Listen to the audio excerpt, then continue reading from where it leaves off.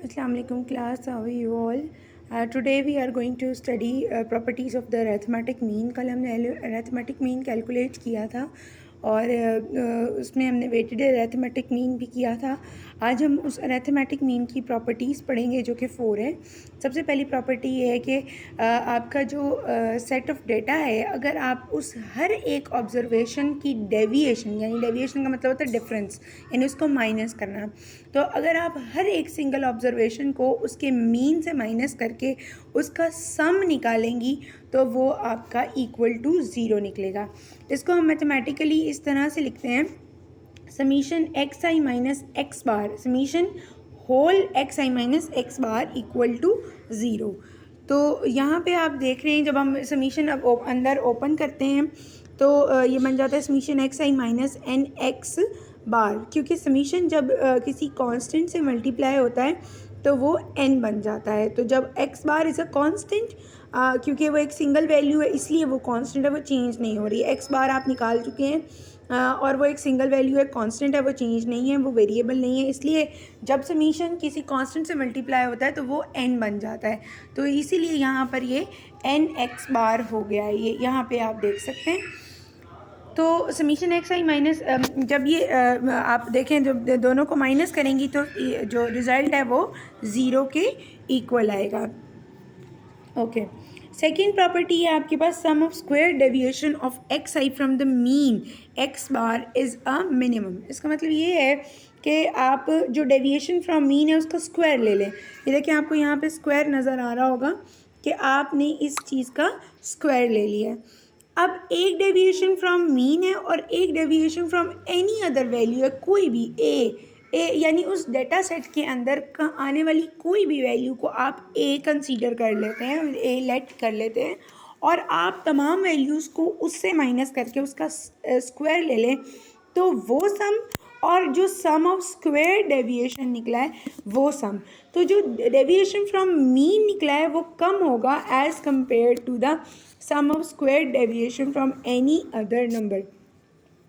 एक ही प्रॉपर्टी है. थर्ड प्रॉपर्टी आपके पास आ जाती है कि अगर आपके पास के ग्रुप्स ऑफ डेटा हैं, sub groups of data consisting of n1 n2 up to nk, यानी एक ग्रुप आपके पास n1 है, फ़र्ज़ करें उसके अंदर 10 ऑब्जर्वेशन है, एक ग्रुप आपके पास है वो उसके अंदर 12 ऑब्जर्वेशन हैं. सिमिलरली एक ग्रुप आपके पास, एक ग्रुप ऑफ वैल्यूज़ है उसमें आपके पास जो है वो अगेन 10, यानी डिफरेंट ग्रुप्स हैं.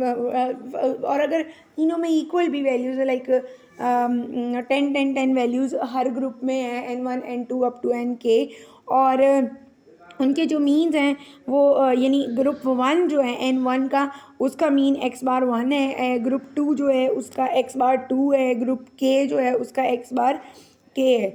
तो इस पूरे डेटा का जो मीन होगा वो किस तरह से आप निकालेंगे, x bar is equal to n1 x bar 1 plus n2 x bar 2 plus n1 plus up to nk, यानी जितना आपके डेटा सेट्स हैं वो एन के x bar k divided by n1 plus n2 up to n के.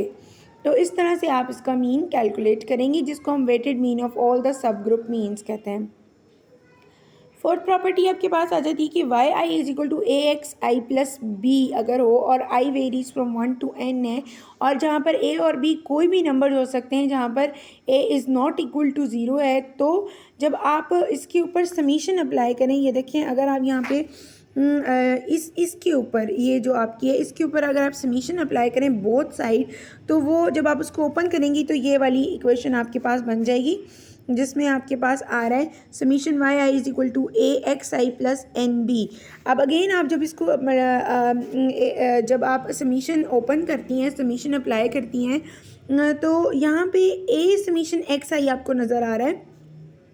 ये इसलिए है कि ये था ए एक्स आई, तो जब समीशन इसके ऊपर अप्लाई हुआ तो समीशन जो है वो सिर्फ वेरिएबल पे अप्लाई होगा और जो कांस्टेंट है वो समीशन से बाहर आ जाएगा.